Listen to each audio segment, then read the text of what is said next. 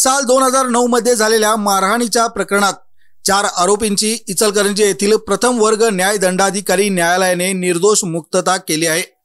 फिर्यादीने दिलेल्या माहितीनुसार दिनांक 27 जून 2009 रोजी प्रवीण रमेश धुमाळ मयत तसेच राजेंद्र भीमराव लाड, अनिल भैरू आजगेकर व बजरंग शंकर परदेशी यांनी लाकडी दांड्याने मारहाण केल्याचा आरोप करत हातकणंगले पोलीस ठाण्यात भारतीय दंडविधान कलम 323, 324, 325, 504 आणि 34 अंतर्गत गुन्हा दाखल करण्यात आला होता।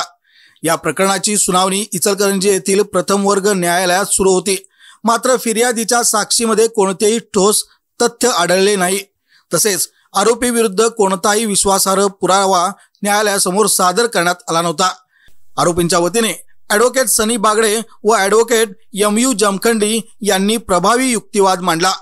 युक्तिवाद ग्राह्य धरून व सबळ पुराव्याअभावी न्यायालयाने सर्व आरोपींची निर्दोष मुक्तता करण्यात आली आहे।